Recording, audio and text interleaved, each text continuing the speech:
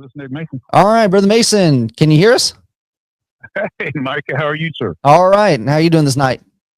I'm doing pretty good. Are you guys still on tonight here? Yeah, we're still on. You're on live. Hello, gentlemen. Hey, thanks for taking my call. I just wanted to make just a quick comment or maybe get your guys' thought on something.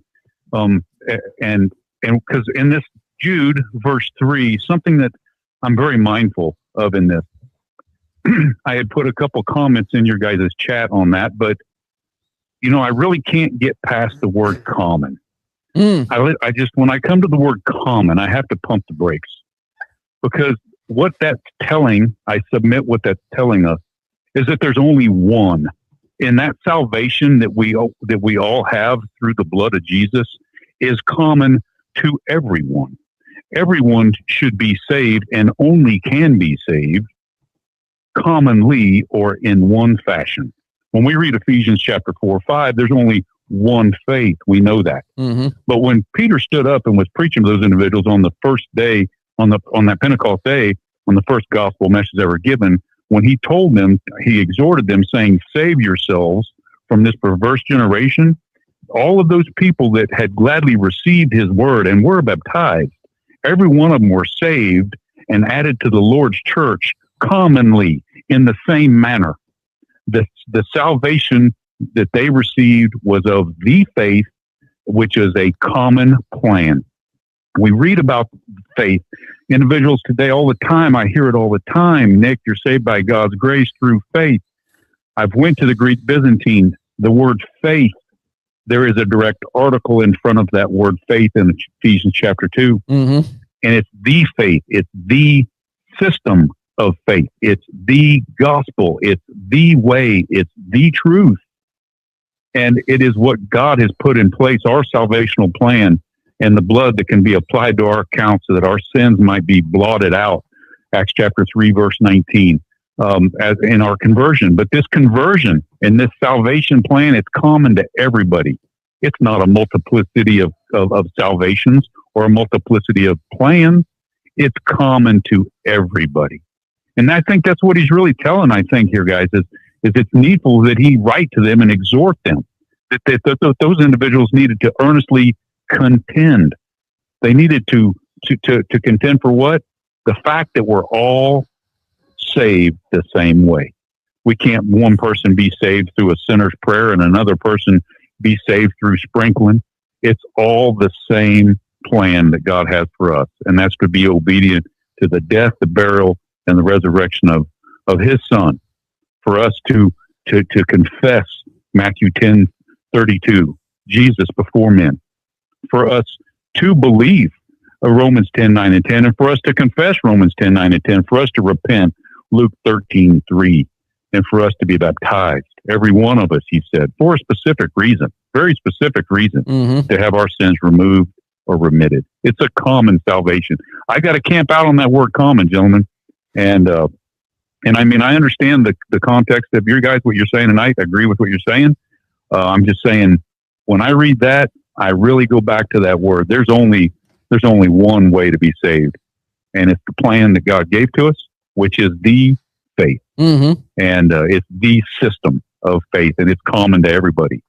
And that's what I wish. That's what I pray that everybody that has an interest in spiritual things, and individuals today that have such a lovely heart for God, and I believe that they really want to be pleasing to God, and they want to do God's will. But I believe also that I know myself, I had to come out of a denominational world.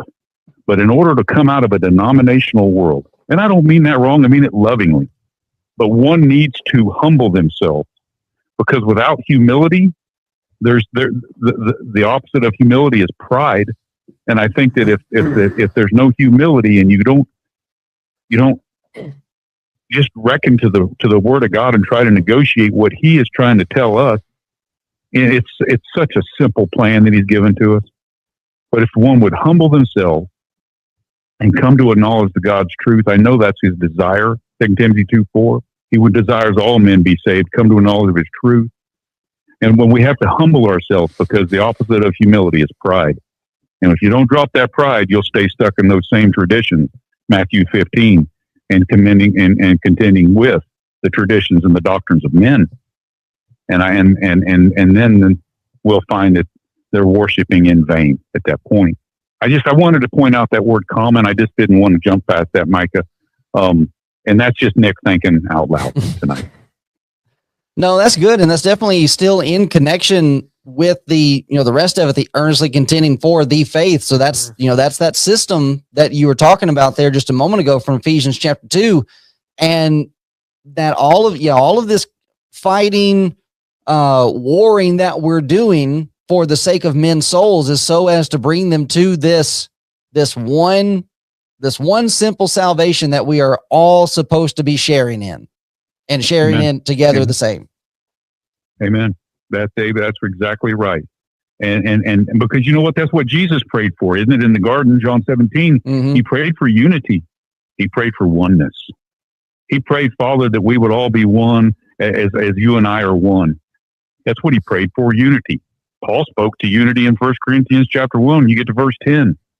And he said, I beseech that there be no divisions among you, and you all speak the same thing and be of the same mind. He wants us to have unity, and there's only one way to do that, and that's for all of us to know that there's only one way for us to be reconciled back to God the Father through His Son Jesus. But that's through a salvational plan in the dispensation that we live under on this side of the resurrected side of the cross, Jesus being the mediator of that new covenant. I also believe there was other people that had been saved in the Bible in the other dispensations of time that they lived under, that God had given to them in the patriarchal system or in the Mosaical system. But that's different than we don't live under that anymore. We're on the resurrected side of the cross. And the salvation that we have today, it can only commonly be found through the blood of Jesus and being obedient to what that's what God the Father said. This is my Son in whom I'm well pleased. Hear ye him.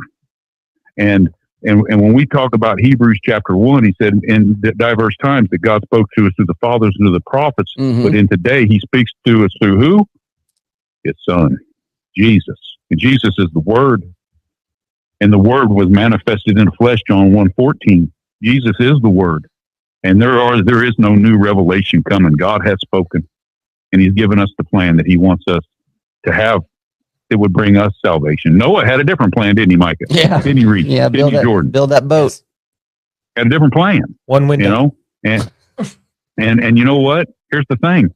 And when we read in Romans, I think a lot of folks will read that Romans context in Romans 3:23 and say that all have sinned and fall short of the glory of God. I believe that.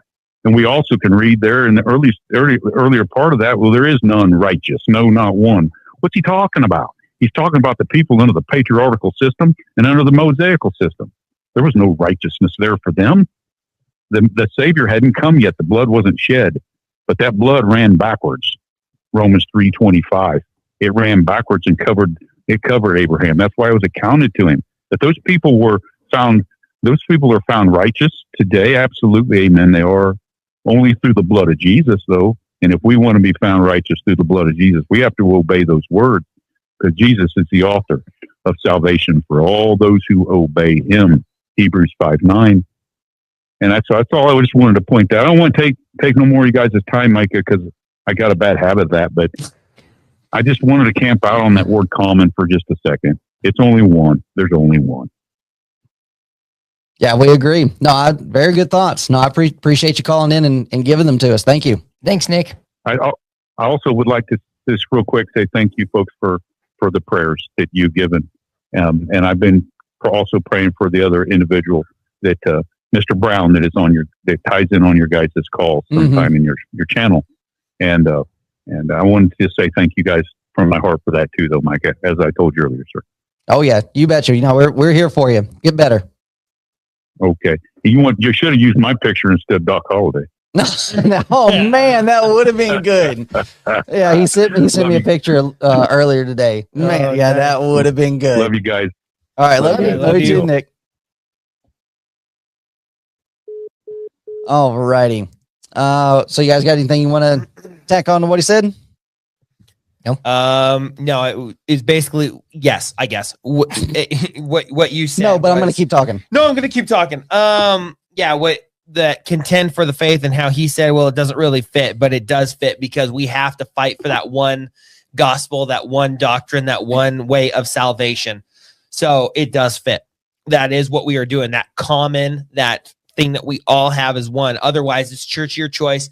Go wherever you want. And a house divided can not stand. So it is common. It is one togetherness.